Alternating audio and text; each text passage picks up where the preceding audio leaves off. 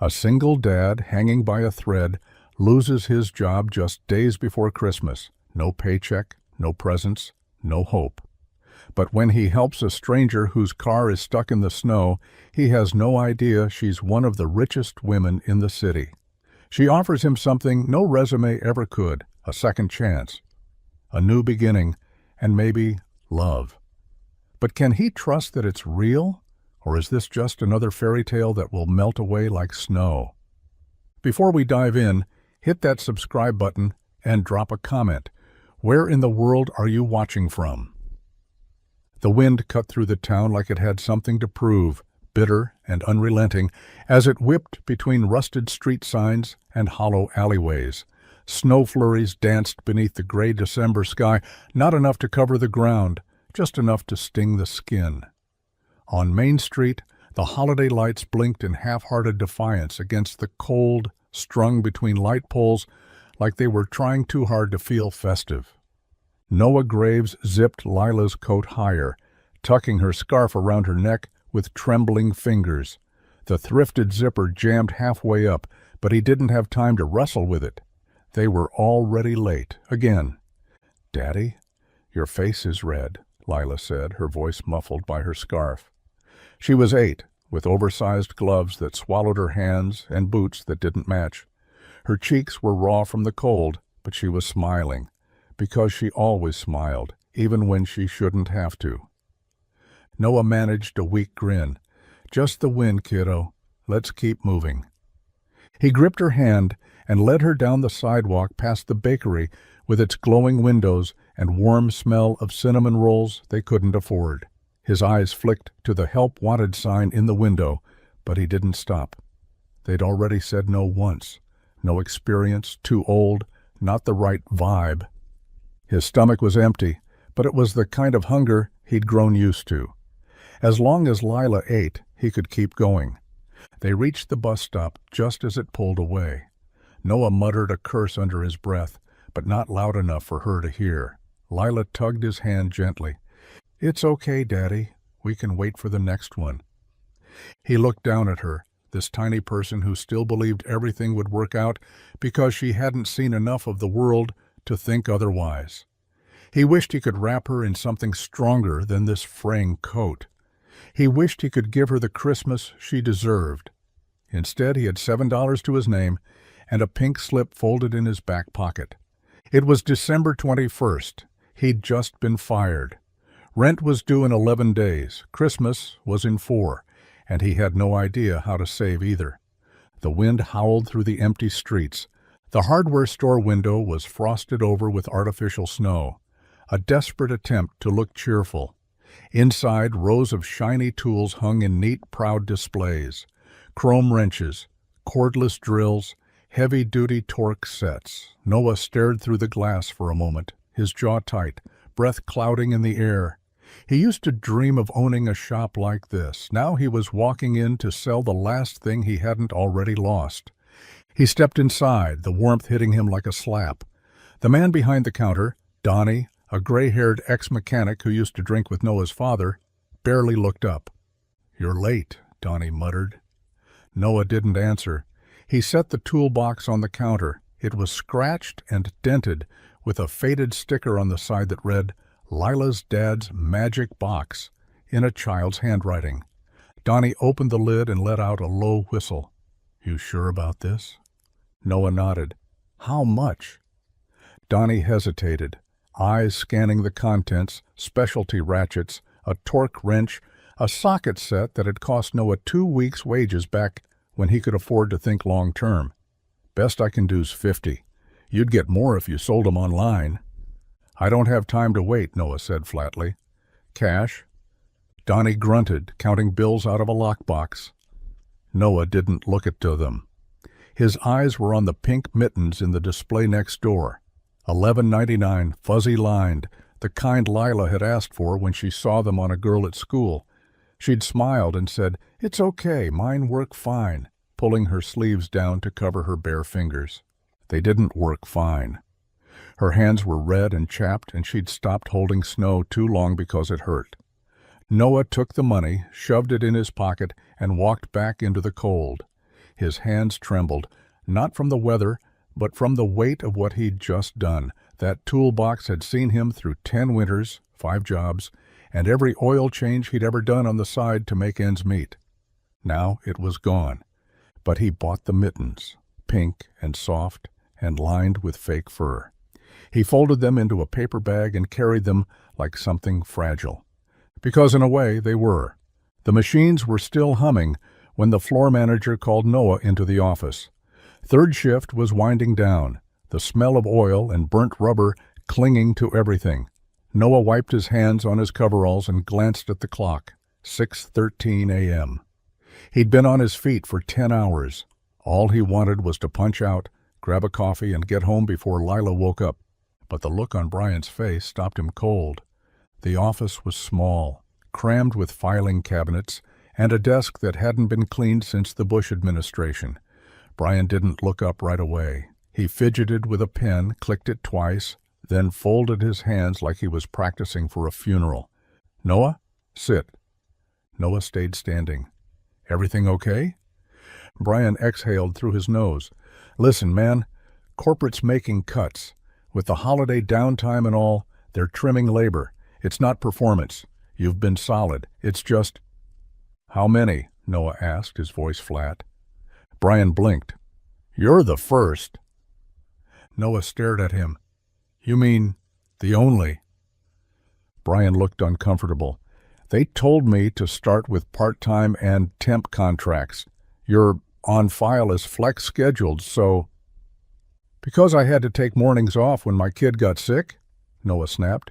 "I gave this place everything, worked weekends, filled in every time someone didn't show. I trained your new hires." Brian winced. "I know. I tried to fight it. But there's no severance, just your last check. They said it'll be direct deposited." Noah laughed, but it didn't sound like a laugh. Of course. He stood there for a long second. The hum of the factory outside went on like nothing had changed, like the world didn't just tilt under his feet. "I've got a kid, Brian," he said, his voice quieter now. "Rent due. Christmas in 4 days." Brian rubbed the back of his neck. "I'm sorry." Noah looked around the office one last time. The crooked Employee of the Month plaques, the half-dead plant, the cheap coffee machine that always made the break room smell like burnt hope. Then he walked out. No punch-out, no goodbye, just one less name on the roster. The apartment was cold. Not freezing, but cold enough that Lila wore her jacket inside and didn't question it. The heater had been wheezing for 2 weeks, and Noah hadn't had the time, or the money, to call anyone about it. He set the grocery bag on the counter with practiced care, pulling out a loaf of white bread, a can of soup, and a small carton of eggs. That was it. $13 gone. Lila sat cross-legged on the living room floor, drawing on the back of a cereal box with one of her broken crayons. She looked up, hopeful. "Did they have the cookies?" Noah forced a smile. "They were all out, kiddo. Must be a holiday rush." Lila's face fell for a second, but she nodded, accepting it with that quiet kind of grace that broke Noah's heart more than any tantrum would have. "It's okay," she said. "I'll ask Santa." He turned away too quickly, pretending to check the soup label. He hated lying, but he hated the idea of her worrying even more. "Soup for dinner?" he asked. She grinned. "Yes, can we toast the bread too?" "You bet." He swallowed the lump in his throat. While it simmered, he slipped into the bathroom and locked the door. Turned on the sink so she wouldn't hear him breathe hard. The mirror didn't lie. Dark circles under his eyes, stubble he couldn't afford to shave with a busted razor, and something else. That look men get when the weight starts to pull at the corners of their soul. He couldn't tell her he got fired. Not yet. She still believed in Santa Claus and good people. He didn't want to be the one to make the world smaller for her. When he came back out, Lila had set the table. 2 chipped plates. A folded napkin on each one, like they were expecting company. He almost lost it right there. Instead, he sat down and toasted the bread. "It's going to be a great Christmas," he said softly. She beamed at him, eyes wide with trust. He didn't believe it, but she did, and that was enough for tonight. The toy store wasn't much, just a cramped little shop tucked between a shuttered diner and a pawn shop with bars on the windows. But its display window glittered like something from a Christmas card. Strings of colored lights blinked above plastic snow, and a toy train chugged in circles behind the glass. Lila pressed her face against the window, her breath fogging the glass. "There he is," she whispered. Noah followed her gaze to the small stuffed penguin sitting in the middle of a faux iceberg, a red scarf stitched around its neck, and two oversized button eyes that somehow looked curious and kind. It was $10. He knew that already. They'd passed this store 3 times this week, and every time Lila stopped to say hello to it like it was a friend she hadn't met yet. Noah checked his wallet, a 5, crumpled and worn, and some change rattling loose in his coat pocket. That was it. He looked down at her, her cheeks flushed with cold and hope. She didn't ask. She never did. But he saw it in her eyes, the longing, and the way she tucked it away so it wouldn't make him feel bad. She deserved more than this, more than waiting outside windows and pretending dreams didn't cost money. He pushed the door open. A bell jingled overhead, the warmth inside wrapping around them like a soft blanket. Lila stayed by the window, watching the penguin. At the counter, a woman in a knit sweater smiled politely. "Looking for something last minute?" Noah nodded, keeping his voice low. The penguin in the window. "How much?" "10. He held up the $5 bill and placed 3 quarters and a dime next to it. His voice cracked. "This is all I have." The woman looked at the money, then at him, then at Lila by the window. She didn't ask questions. She just nodded. "I think he's been on sale." Noah exhaled, barely managing a thank you. When he stepped back outside, he handed the paper bag to Lila. She gasped, pulling out the penguin with trembling fingers. "Daddy, how?" He smiled, blinking hard against the wind. "Santa's helpers come in all kinds." She hugged it to her chest, eyes shining. And for one quiet moment, the world felt okay. The wind picked up again as Noah stepped off the curb, Lila clutching his gloved hand with her new penguin nestled in the crook of her arm. The paper bag rustled with each gust, and Noah instinctively shielded her from the cold. The streetlights flickered overhead, their yellow glow spilling across wet pavement.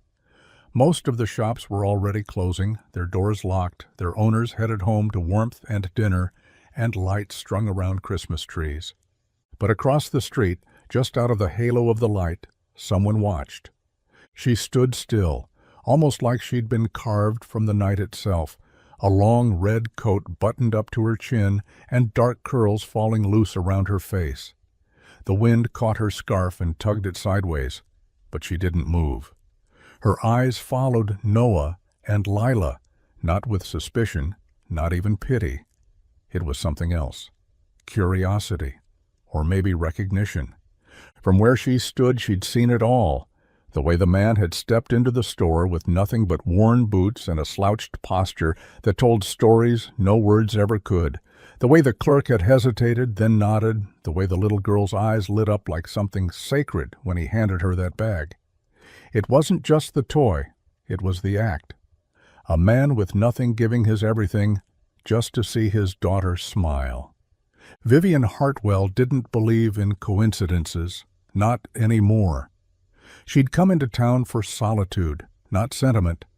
But what she saw there, it pulled at something old and buried, something she hadn't felt in years. As Noah crossed the street toward the bus stop, she noticed the limp in his left leg. Slight, but there. She noticed how his coat didn't quite zip at the bottom, and how he gave Lila the dry side of the bench to sit on, standing beside her in the wind. She pulled her phone from her coat pocket, thumb hovering over the screen, then stopped. Not yet.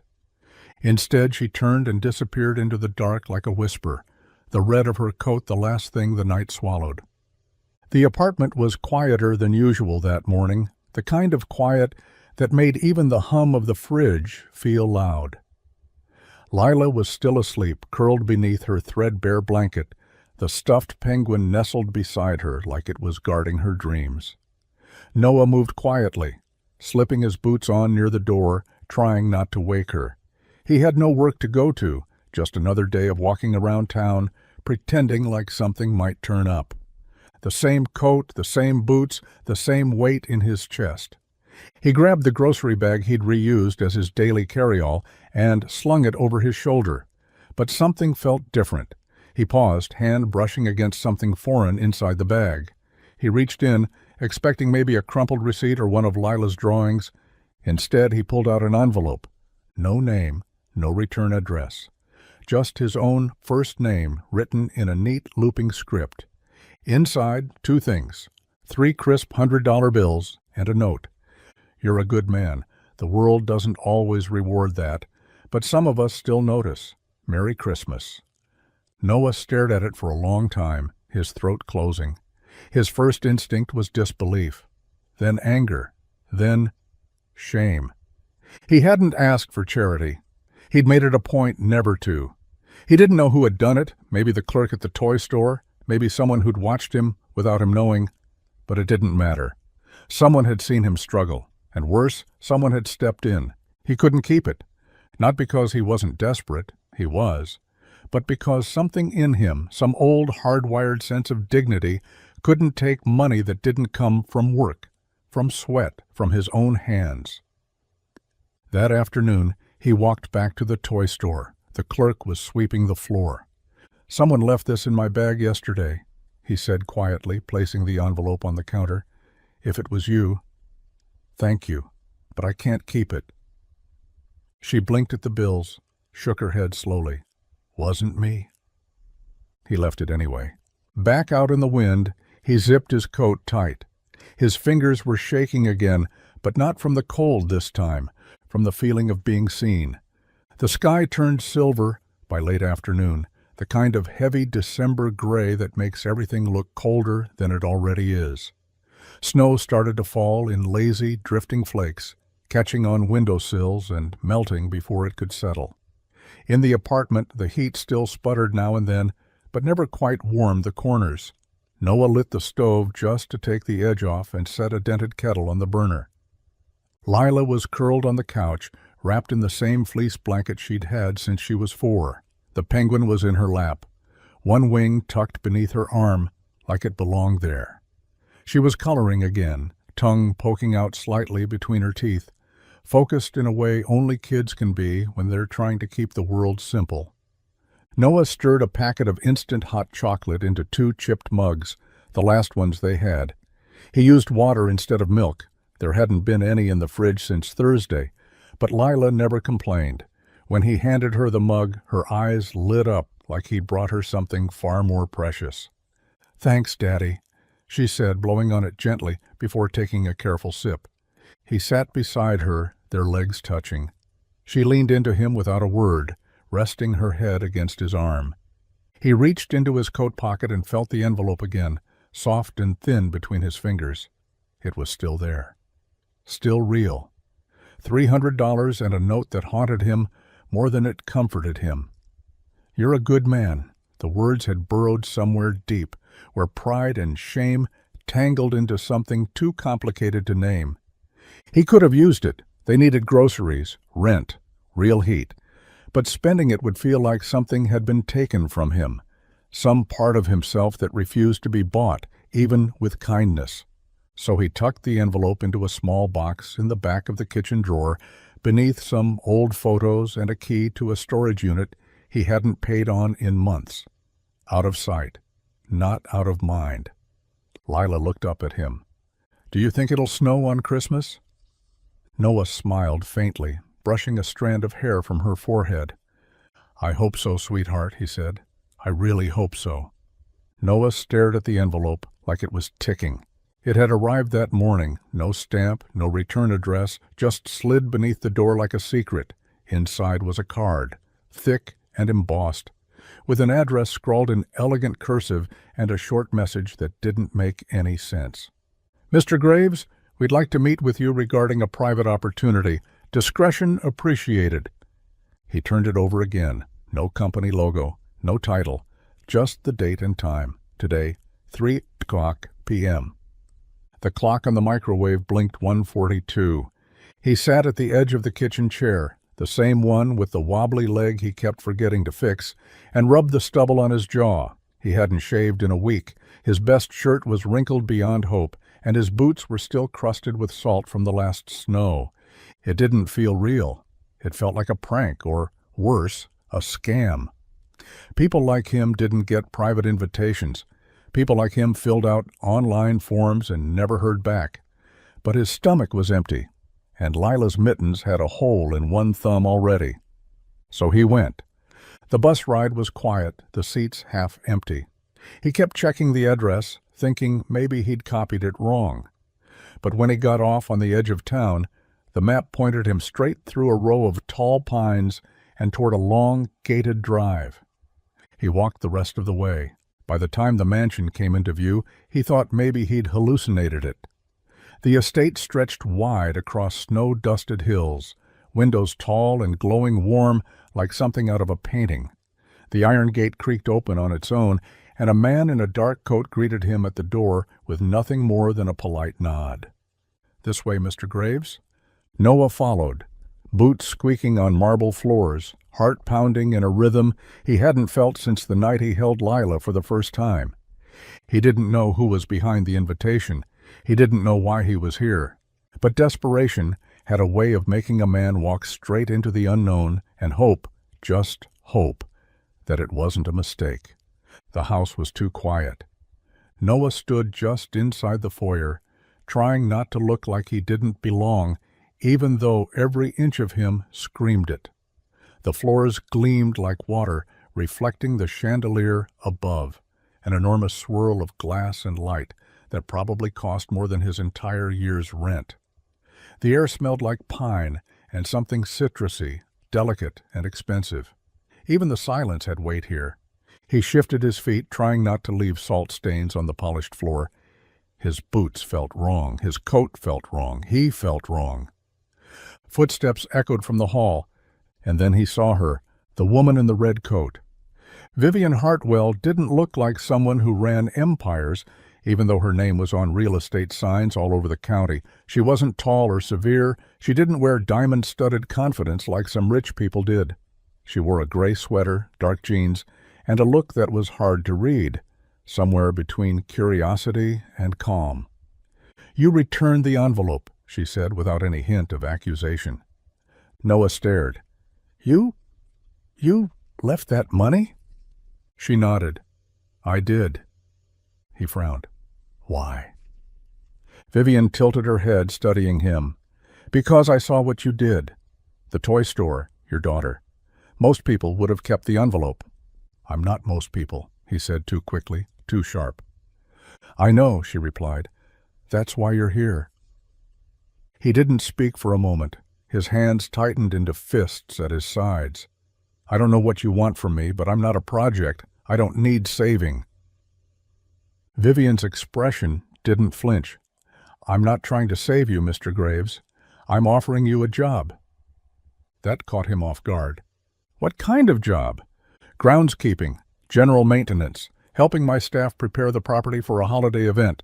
It's temporary. Modest pay, housing included. No strings." Noah narrowed his eyes. "Why me?" "Because I trust my gut. And I saw the way you looked at your daughter when you handed her that penguin." He swallowed hard, the edge softening. She gestured toward the back window, where the snow-covered garden stretched toward the tree line. "You can say no, but I hope you don't." He didn't move. But something in his chest, something he hadn't felt in weeks, began to shift.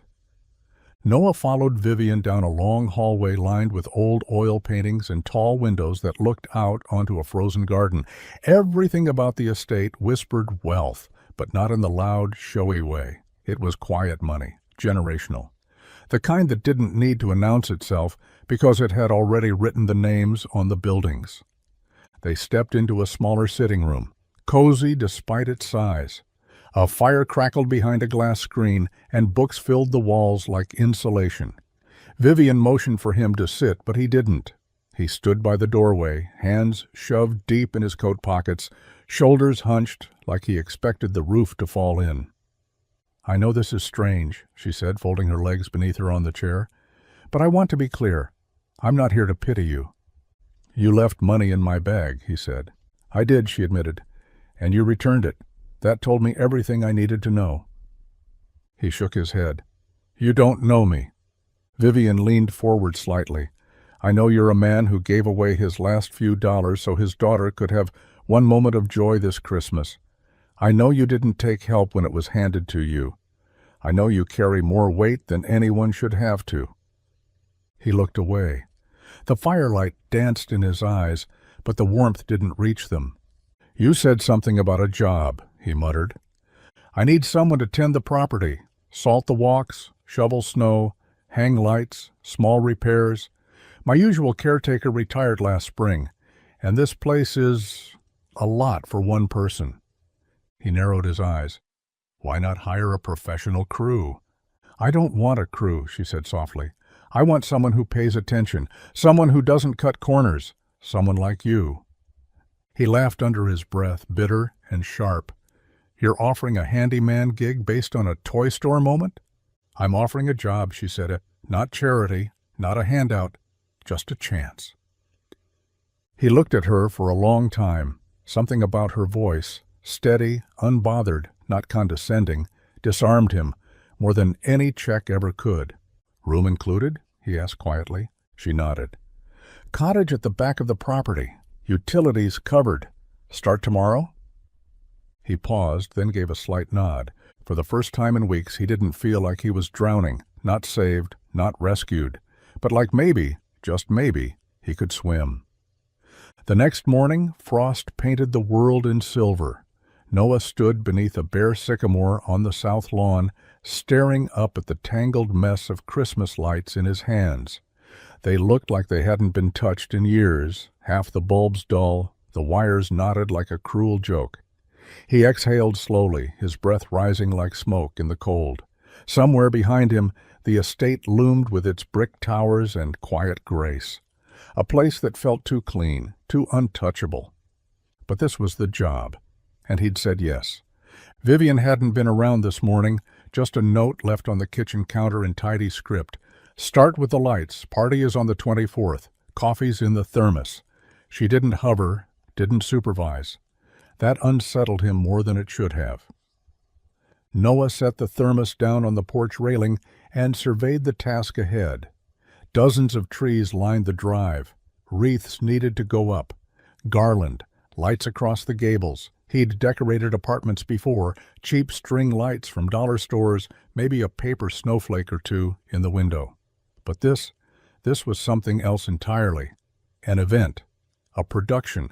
A stage he didn't belong on. He got to work anyway. His fingers moved through the tangles with practiced care, the same patience he used to fix busted vacuum lines and warped brake pads.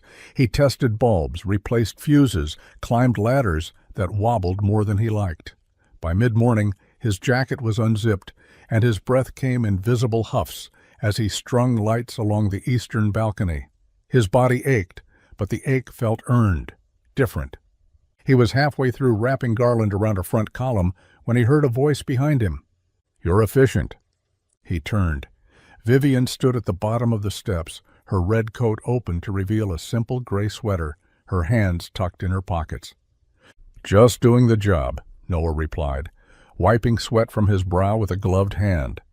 She nodded once, eyes scanning the work he'd done. "It looks good, really good." He shrugged. "I've got a kid who loves Christmas. Learned a few tricks." Her smile was soft, real. As she walked back inside, Noah paused and looked up at the twinkling line of lights above him. For the first time in a long while, it didn't feel like he was trying to build something for someone else. It felt like he was building something that mattered. The cottage at the back of the estate was small, but warm. The heater worked. The water ran clear, and for the first time in weeks, Noah didn't wake up with frost biting at his toes. Lila had taken to it like it was a castle. She explored every corner, named every room, and immediately claimed the sunlit nook by the window as her reading spot. On their third morning there, While Noah was out stringing lights on the back hedge, Lila stood on her tiptoes to see through the cottage's kitchen window. She had just finished brushing the penguin's imaginary fur and decided he needed air. She tugged open the back door and stepped out into the snow, boots crunching softly with each step. She didn't mean to wander far, just far enough to catch the drifting snowflakes. But curiosity pulled her forward, right up to the main house, where a wide kitchen window framed a view into something that looked more like a movie than real life. Shiny countertops, a glass bowl full of oranges, and a woman moving quietly through it, humming under her breath. Vivian glanced up, mid-slice of an apple, and caught the sight of Lila staring in through the glass. Most children would have run, but Lila stood still, perfectly calm, like she was exactly where she was meant to be. Vivian opened the back door and stepped out into the cold. "You must be Lila," she said. Lila nodded. "You're the lady with the pretty house." Vivian smiled. "You think it's pretty?" "Not just the house. The inside smells like cinnamon. It smells kind." Vivian blinked, caught off guard by the strange poetry of it. "Would you like to come in and see it?" Lila hesitated. "Is that okay? My dad says not to bother people." "You're not a bother, you're a guest." Inside, Lila wandered slowly, taking in every polished detail. She didn't touch anything, just looked, eyes wide. Then, without warning, she turned to Vivian and said, "My daddy's trying real hard. I just thought you should know." Vivian knelt, meeting her gaze. "I can see that." Lila smiled. "He doesn't think people notice." Vivian's voice softened. "Well, I do." And for a moment, in that bright, quiet kitchen, two strangers who shouldn't have had anything in common stood in perfect, wordless understanding. The invitation came in the form of a knock. Noah opened the cottage door to find Vivian standing there, a casserole dish wrapped in a striped towel and the faintest hint of nervousness in her eyes. The sky behind her was a dark velvet, and snow had started to fall again, soft, slow, endless. "I made too much," she said, lifting the dish slightly. "Thought you and Lila might be hungry." Noah glanced over his shoulder. The tiny stove had a dented pot of instant noodles bubbling over. Lila was at the table, coloring in the same book she'd brought from their apartment, humming quietly to herself. He looked back at Vivian. "You didn't have to." "I know," she said gently, "but I wanted to." Something about her voice disarmed him, not the words, but the way she said them. No pity, no performance, just honesty. He stepped aside. "Come in, then." Vivian entered like she belonged there, which she didn't, not really, but she made it seem like she did. She set the dish on the table, unwrapped the towel, and revealed a baked pasta that filled the whole cottage with the smell of tomatoes, garlic, and melted cheese. Lila's eyes lit up. "You cooked that?" "I did," Vivian smiled. "Do you like lasagna?" "It smells like a dream," Lila said, already reaching for a plate. Noah sat quietly, watching them. The way Vivian leaned in to listen when Lila spoke. The way she laughed, not politely but fully, when Lila told her about the penguin's adventures in Snowland. It felt like something out of place, like a holiday card someone else was meant to be in. He ate in silence, eyes flicking between them. Vivian never once tried to pry into his life, never asked about his job or his story, or what kind of man ends up a guest in the house behind the house. She just passed the bread, listened, and laughed when Lila said something ridiculous about penguins knowing karate. When dinner ended, Lila hugged Vivian without hesitation, arms wrapped tight. "Thanks for making food that doesn't come from a box," she said. Vivian held her a little longer than most would. "You're welcome, sweetheart." After she left, Noah stood at the window for a long time, watching her coat disappear into the falling snow. He didn't know what this was, but it scared him in ways he wasn't ready to admit. The library was hidden at the far end of the estate, behind a pair of doors so heavy they groaned when pushed. Vivian led the way, a cup of tea in her hands, her pace slower than usual, as if unsure whether Noah would follow. He did, silently, boots scuffing the polished floor.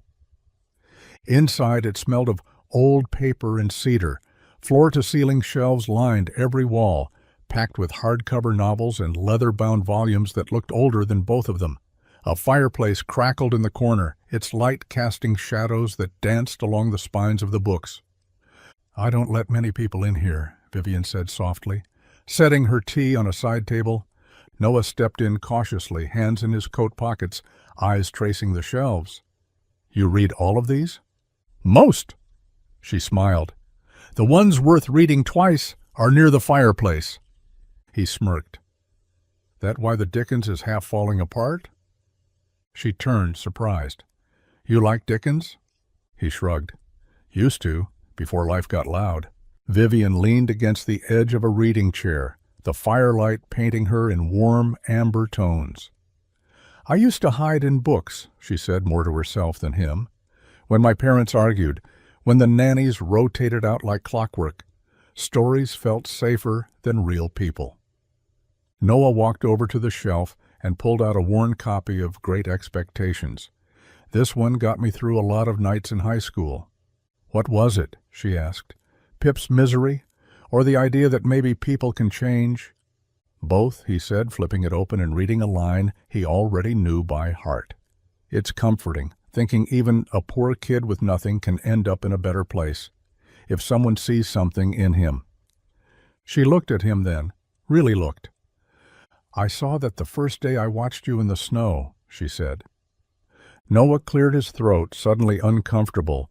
"Don't romanticize it. I was broke and buying a penguin with my last $5. "That's exactly why it mattered."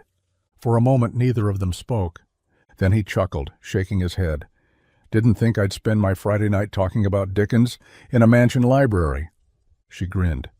"Didn't think I'd let a man with calloused hands and salt-stained boots in here either."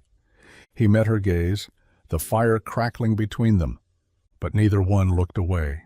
The hardware store bell jingled as Noah stepped inside, a gust of cold air trailing behind him. He pulled his hood down and stomped the snow from his boots, nodding to Donnie behind the counter. He hadn't come for anything specific, just a few nails, maybe new gloves, but mostly he needed to be out of the estate, out of the quiet, the kind of quiet that starts asking questions you don't want to answer. He grabbed what he needed and made his way toward the register, but the murmur stopped him halfway there. "I'm just saying," a voice said, low but not low enough. "You really think she's serious? A woman like that? Come on." Noah froze behind an aisle of de-icers and windshield scrapers. "Vivian Hartwell's had a dozen guys sniffing around her for years," another man said. "Lawyers, CEOs, hell, even a state senator. Now suddenly she's got some broke handyman living on her property? It's a game." Noah's stomach twisted. The voices were familiar, local guys. One worked over at the garage, the other ran the plow in winter. He'd nodded to them 100 times, shared coffees, advice, silence, small-town camaraderie. "She probably thinks it's cute," the first man said. "Like fixing up a stray, let him feel needed for a while, then, snap, door closes. Back to real life." Noah stepped into view. Both men shut up instantly, their bodies tensing, like they'd been caught stealing. "You got something you want to say to me?" Noah asked, voice quiet but sharp. They exchanged glances. "Just talking, man. No offense meant." He held their gaze, jaw tight. "You don't know her, and you sure as hell don't know me." The room went still. He paid for his things in silence, each beep of the scanner landing like a slap. Back outside, the cold didn't sting, it burned. His pride swelled hot in his chest, tangled with something sharper. Doubt. Fear, not of them, not really, but of the idea that maybe they weren't completely wrong. He didn't want a handout. He didn't want to be pitied. And if she was just passing time with him, he wasn't sure if he could survive being toyed with by someone who made him feel seen. The snow came fast. By noon, the sky had gone from gray to white, the kind of white that swallows everything, turns the world quiet and strange. Noah had been working on rewiring the exterior lanterns when the wind started whipping hard across the lawn. He didn't see Vivian until she came sprinting across the garden path in her boots and a long coat, her hair pinned back, cheeks flushed with cold. "You need to get inside," she called out over the wind. "I just need to finish—" Noah. She rarely used his name like that, direct, unapologetic. It stopped him mid-sentence. Then the wind knocked over the ladder, and he didn't argue again. They ducked into the tool shed at the edge of the property just as the snow came down in full sheets. The door slammed shut behind them with a bang. Inside, the light bulb above flickered, casting long shadows over the scattered tools, coils of wire, and half-organized bins. For a moment, they just stood there, catching their breath, listening to the storm rage against the walls. "Well," Vivian said, brushing snow from her coat, "I guess you're not invincible after all." He smirked. "I used to be. Then I turned 30 and pulled my back tying a boot." She laughed, genuine, unguarded. Then the silence that followed stretched a little too long. Noah leaned against the workbench, folding his arms. "You ever get tired of people thinking they know your life?" Vivian looked at him. "All the time. They've got opinions about us around town." "I figured." He watched her closely. "You care?" Vivian hesitated. "I care what it might do to you, not them." He swallowed, the air thick. "They think you're toying with me, passing time with the poor guy in the shed while you wait for your real life to start back up." She stepped closer, her eyes never leaving his. "Then they don't know me either." Noah looked away, his voice low. "I don't want to be a chapter you forget about." "You're not," she said. "You're the part I didn't think I'd get to live." The wind howled through the cracks, rattling the glass, and in the silence that followed, something inside both of them finally stopped pretending. The storm passed by mourning, leaving everything blanketed in a thick hush. Snow clung to the trees like frosting and coated the rooftop of the cottage until it looked like something from a postcard. But inside the library, the fire crackled, and the silence between Noah and Vivian felt heavier than anything falling from the sky. They hadn't said much since the tool shed, not about what was said, not about what it stirred up. It sat between them like a book half opened, too delicate to turn the page. Vivian stood near the window now, one hand wrapped around a fresh mug of coffee, the other resting on the frame. Her shoulders were drawn in, tense in a way Noah hadn't seen before, like she was holding something in with effort. Noah watched her from the armchair. He didn't press. He never did. But after a long silence, she spoke.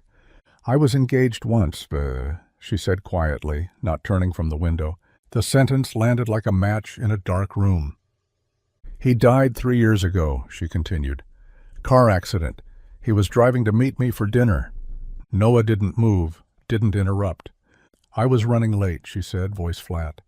"I'd gotten stuck in a meeting that didn't matter. We were arguing that week about something stupid. I don't even remember what. And I almost texted him to cancel, to say I'd see him tomorrow instead. But I didn't. I told him I'd be there soon." She paused, blinking back something Noah couldn't see. "He never made it. Black ice. Instant." The words hung in the air, raw and unvarnished. Noah sat forward, elbows on his knees, hands clasped. "I'm sorry," he said quietly. Vivian turned from the window, her expression unreadable. The funeral was full of people who thought they knew him, knew us. But they didn't know how he made me laugh when I was angry, or how he used to leave notes under my pillow when I worked late. She looked at Noah, her eyes sharp now. "After he died, I stopped letting people get close, because it's easier to be alone than to feel that kind of loss again." Noah nodded slowly. "Until now?" She didn't answer, but she didn't look away. The night was still, heavy with the kind of quiet that only came after a storm.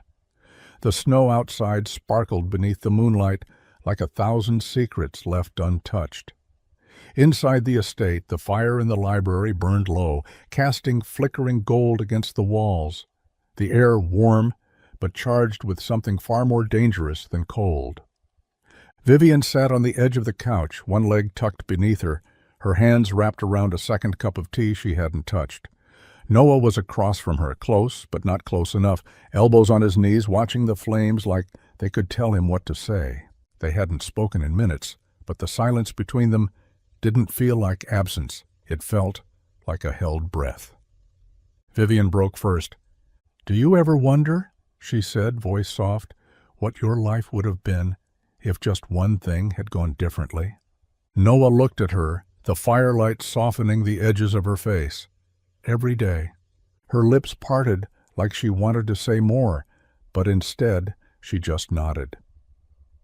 A moment passed, and then she stood slowly, stepping toward him with hesitant grace, as if afraid the floor might give out. He didn't move. She stopped just in front of him, close enough that he could feel the warmth of her skin, smell the faint trace of cinnamon on her sweater.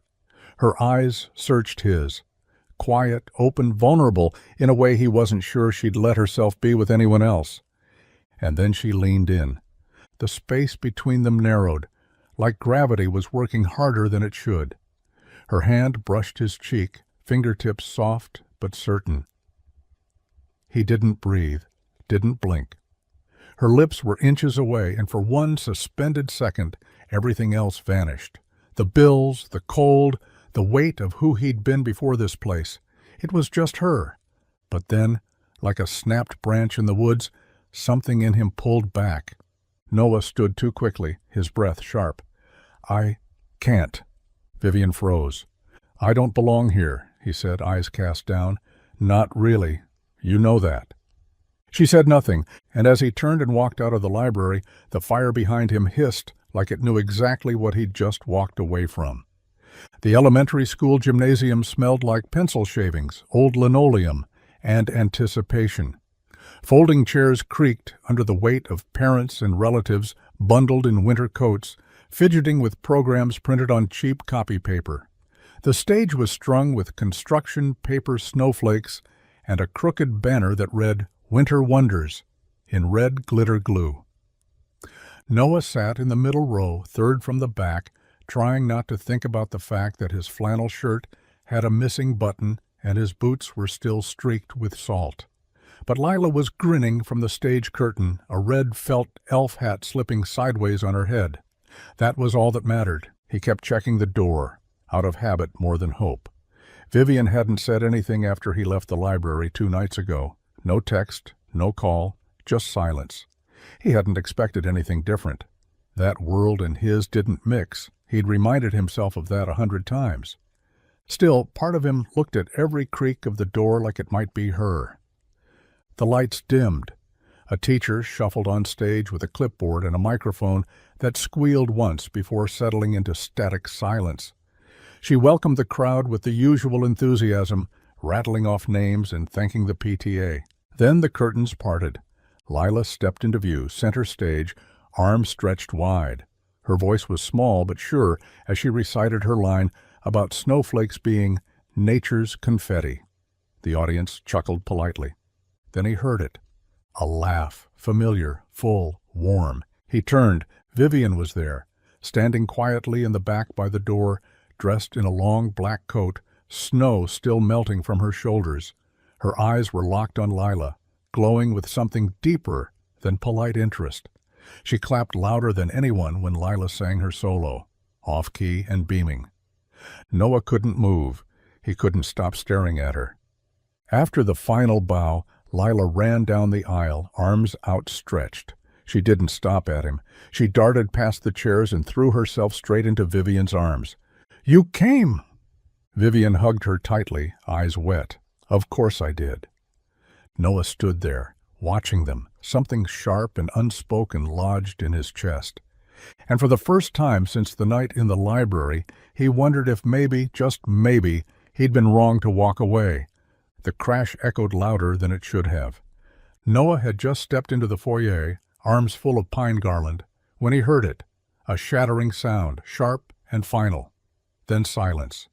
Heavy, trembling silence. He rushed toward the parlor, heart already hammering in his chest. Lila was frozen in the middle of the room, shards of glass glittering at her feet like spilled stars. Her hands were clasped over her mouth, eyes wide with horror. The tree beside her leaned slightly to one side, and near its base was the broken ornament, what had once been a delicate, hand-blown swan, now a mosaic of fractured beauty. Vivian's voice came from behind him, soft, controlled. "That was my grandmother's." Noah's stomach dropped. I didn't mean to," Lila whispered, her voice cracking. "I just wanted to see it up close. I didn't know it was real." Vivian stepped into the room, slowly, her eyes locked on the broken pieces.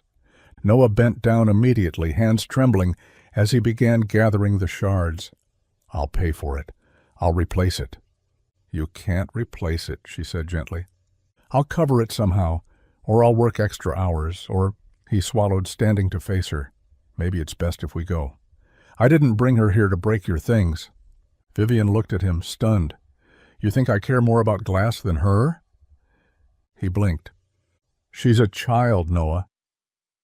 She made a mistake, and you're ready to tear up everything we've built over it?" "It's not about the ornament," he said, his voice rough. "It's about boundaries. Respect. I should have been watching her. I've already taken more from you than I should have." Vivian stepped forward, lowering her voice. "You think being here is some kind of debt? That you're walking through this house on borrowed time?" He didn't answer. She looked past him at Lila, still frozen, tears welling in her eyes. Vivian knelt beside her, brushing hair from her face. "Accidents happen, sweetheart. It's just a thing." Lila sniffled. "I didn't want to break anything. I wanted to help decorate." Vivian smiled. "Then you'll help me fix it." Noah stood there, guilt thick in his throat. But Vivian didn't look at him with disappointment. She looked at him like she was waiting for him to finally see what she already knew, that he didn't owe her an apology. He belonged. The grand hall sparkled with chandeliers and soft jazz, the kind of warm glow that made everything feel polished, effortless, timeless. The annual Hartwell Christmas Gala wasn't just a party. It was a legacy. Wine flowed, laughter echoed, and the air was thick with expensive perfume and quiet judgment. Noah stood near the back, uncomfortable in a suit borrowed from a tailor Vivian insisted on sending. He tugged at the collar for the third time in a minute, watching Lila twirl in her new dress, a soft green velvet number Vivian had picked out herself. She looked radiant, alive, unburdened, and he felt like a man who'd stepped into someone else's dream. It didn't help that the murmurs had started early. Whispered comments, curious glances, the two perfect smiles from guests who looked through him like he was furniture. He could feel the weight of it, pressing at the edges of his pride. One woman leaned toward another near the hors d'oeuvres table. "She's always had a soft spot for strays, hasn't she?" He turned his head, jaw clenched. Vivian noticed. She was across the room, mid-conversation with a board member, but the shift in Noah's expression was enough. She excused herself quietly and crossed the floor, her heels silent against the marble. And then she did something he didn't expect. She took his hand, gently, firmly, like she was making a statement. The room fell quieter, not silent but close. Vivian stepped up to the small dais at the front, where a microphone had been waiting for the evening toast. She didn't clink her glass. She didn't wait for the room to fully hush. She just began. "Some of you have questions," she said calmly, scanning the room. "I've heard the whispers. I always do." A few people stiffened. She continued, "Let me answer them. Noah is not a guest. Lila is not a visitor. They are not here because of pity or curiosity or temporary kindness. They are here because they are part of this home. They are family. And if anyone in this room can't accept that, there's the door." Silence. Then a few claps. Then more. Noah stood frozen, heart thudding, hand still in hers, and in that moment beneath the golden lights and the unblinking eyes of old money and new power, he didn't feel small, he felt chosen. The study door closed with a soft but deliberate click. Vivian barely had time to turn before her brother's voice cut through the room like a blade. "What are you doing, Vivian?" He stood by the fireplace, tailored suit immaculate, whiskey in hand, eyes cold in a way that didn't match the warmth of the holiday glow behind him. Harrison Hartwell had always been composed, but this was something else. There was venom now, sharpened over years of control and image maintenance. She crossed her arms. "You'll have to be more specific." He took a slow sip. "The speech, the man, the girl. You really brought them to our event and paraded them around like some sentimental charity case?" She didn't flinch. "They're not charity, and this isn't your event. It's the Hartwell name on the invitations, the Hartwell reputation on the line. Or did you forget where this fortune came from while you were busy playing house with a mechanic?" Vivian felt the rage rising, but she kept her voice calm. "He has a name, Noah, and his daughter's name is Lila. They're good people." Harrison set his glass down with a thud. "They're not our people." Vivian stepped forward. "You mean they're not rich enough to be worth pretending to care about? Is that it?" His jaw tightened. "What I mean is that dragging our family into town gossip to play out your grieving process in public is beneath you. Say what you really mean, Harrison. You think I should have married someone like you, calculating, polished, emotionally bankrupt. You think loving someone without a portfolio makes me weak." He didn't answer. "I don't need your approval. I haven't for years." "Maybe not," he said, picking up a thick folder from the side table, "but you still need the boards. The trust fund language hasn't changed. Embarrass the family and the stipends can be reevaluated. You're skating close, Vivian." She stared at the folder, at the man she used to trust. Then she lifted her chin, then cut me off. His expression faltered. She walked to the door, her voice quiet but ironclad. "But understand this. Money never made me powerful. It made me quiet, and I'm done being quiet." She left him standing there, glass in hand, face pale with something dangerously close to fear. Noah found the letter by accident. He was cleaning the cottage after dinner, wiping down the small kitchen table, while Lila hummed softly in her room, her penguin tucked under one arm. The folded paper sat half-hidden beneath a stack of crayons and an empty mug of cocoa. He almost tossed it, thinking it was another doodle. Lila had taken to drawing trees and snowmen and stick figures with wild abandon lately, but the words "Dear Santa," scrawled in uneven red marker, stopped him. He sat down slowly, the chair creaking beneath him, and opened it. "Dear Santa, I already have what I asked for last year. Daddy is with me, and I'm not cold anymore. We have lights on the tree and food that smells like movies. I know you're really busy, but I wanted to ask for something for someone else this time." Miss Vivian smiles like it's pretend, like she's trying to be okay for other people, but I think sometimes she's sad in a quiet way. "She made me soup when I was sick and gave me mittens that look like strawberries." She reads fast, but she listens slow. That's rare. I heard that in a book. Please let Miss Vivian be happy. And if you have time, tell her she's already magic. Love, Lila. Noah sat still, staring at the words until they blurred. He felt something crack inside, not in a painful way, but in that quiet collapse that happens when a wall you've held up too long finally falls. He didn't know how a child could see through layers of adult armor so easily, but she had. She always did. He folded the letter gently, hands trembling, and tucked it back where he found it. When he peeked into her room, she was asleep, one arm flung across the pillow, the penguin's head poking out from beneath the covers. He stood in the doorway for a long time, heart heavy and full all at once. Because in just a few sentences, his daughter had asked for the one thing he hadn't had the courage to want himself. Not money, not safety, just love. For someone who deserved it. Snow drifted down like a whisper, soft and slow, blanketing the world in silence. The estate looked like something from a painting, rooftops dusted white, the garden glazed in frost, every branch glittering beneath the pale light of morning. Vivian stood on the back terrace, coat unbuttoned, arms crossed tightly against the cold. The legal envelope lay open on the stone table beside her, its contents fluttering slightly in the wind. Pages of legacy, contracts, and control. Her name written in print that looked clean, final, and heavy. Harrison had delivered it himself earlier that morning. No yelling this time, no threats, just a statement. Sign the agreement, walk the line, and the trust remains intact. Refuse and the board would vote to suspend her rights to the estate's wealth. Legacy money, inherited power, gone in a single stroke. She could still hear his voice, calm and rehearsed. Think carefully. This isn't just about you anymore. He was wrong. It had never been about her. It was about what people expected her to be. The polite heiress, the smiling host, the poised, grieving widow who never asked for more than silence. And she was done.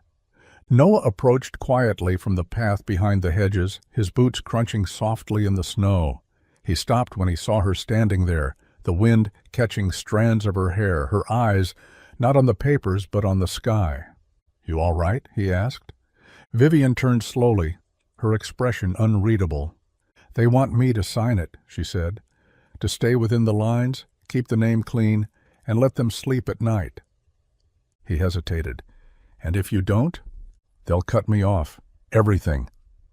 His breath caught. "Vivian, I never wanted you to—" She held up a hand. "I'm not doing this for you." She stepped closer, snow catching in her lashes. "I'm doing this for me, because for the first time in my life, I'm not hiding behind a last name, and I'm not going to start now." Then she reached for the envelope and tore it straight down the middle. The sound echoed louder than the wind. And Noah, standing there in the snow, watching her let go of everything she was supposed to protect, realized he was falling for a woman who finally chose to be free, and chose him in the same breath.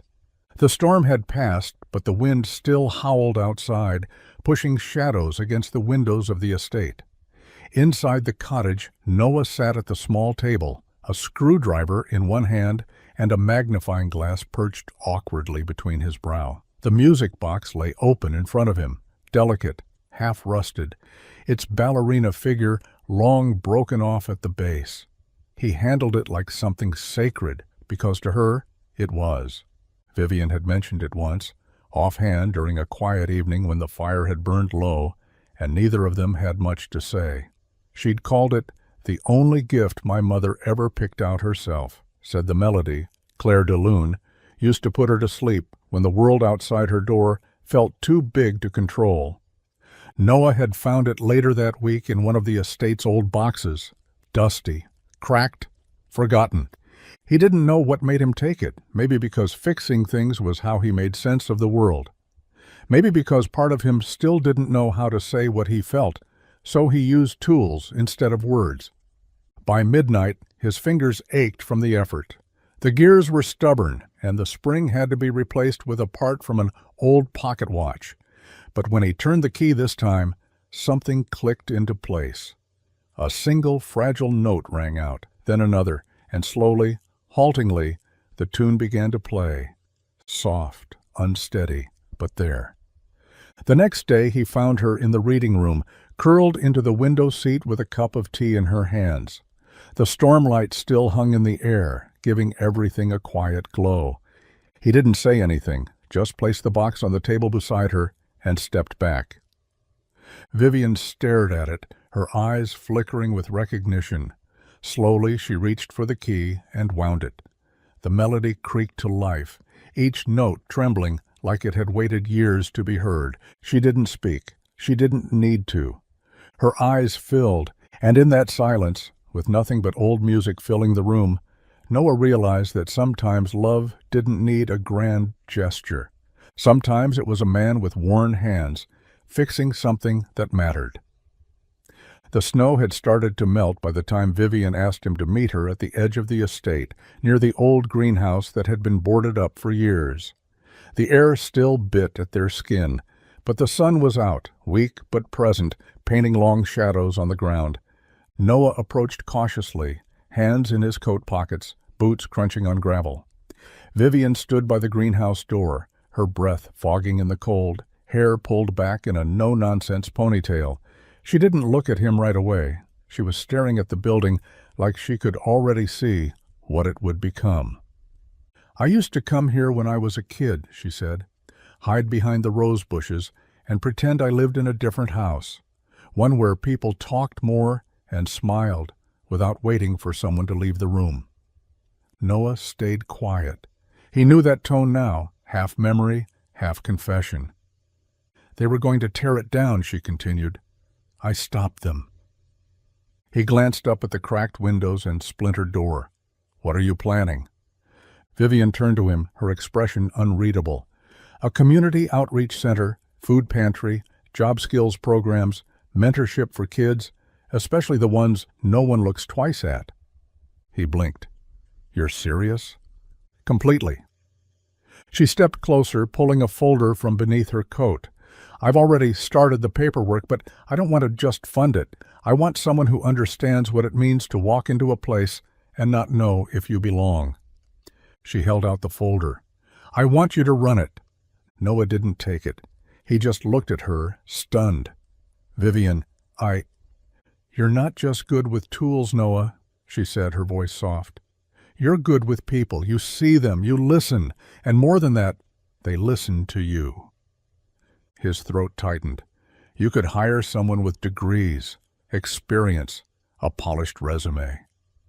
She nodded. "I could, but I don't want someone who just looks right on paper. I want someone who's lived it, someone who knows how to rebuild more than buildings." He looked down at the folder, then back at her. "You're offering me a lot." "I'm offering you a future," she said, "and asking if you want to build it with me." This time, he didn't walk away. The cottage was quiet, wrapped in a thick hush that only Christmas morning could carry. Snow fell in soft sheets outside, blanketing the world in clean white silence. The tree, small, slightly crooked, glowed in the corner of the living room, its lights flickering gently against the dim gray light filtering through the windows. A single strand of popcorn garland sagged near the top where Lila's arms hadn't quite reached, and a paper star sat proudly at the crown. Noah sat on the edge of the couch, still in his flannel sleep pants and an old sweater with a tear at the collar, watching the fireplace crackle to life. The warmth from the flames rolled over the room slowly, chasing off the chill left by the night. Then, a patter of feet. Lila came sprinting out of her room, hair wild, eyes wide with joy. She didn't stop until she hit the living room rug, throwing herself to her knees in front of the tree with a gasp that made Noah smile despite himself. "Santa came," she whispered, reverent. She looked back at him, eyes glowing. He really came. A few modestly wrapped gifts waited under the tree: new socks, a stuffed rabbit to match her penguin, a pair of glittery pink boots Vivian had snuck in without telling him. Lila dove in without hesitation, tearing paper with abandon, laughing with that wild, full-hearted joy that only children know how to feel. Noah leaned back, watching her, and felt a wave of something wordless rise in his chest. Then Vivian appeared. She wore a soft cream sweater, her hair pulled back loosely, no makeup, no pretense, just her. A tray of coffee and cinnamon rolls in her hands, the smell instantly filling the room with warmth and something almost like home. She set the tray down and stood beside him, watching Lila unwrap a handmade necklace, her little fingers trembling with excitement. "She's happy," Vivian said softly. Noah looked up at her. "She really is." They turned to each other at the same time. No orchestration, no hesitation, just the gravity of weeks, of words unspoken and moments nearly missed. He reached up, she leaned down, and in front of the fireplace, with snow falling softly outside and Lila humming a Christmas tune to herself on the floor, they kissed, slow, certain, like they'd both finally come in from the cold.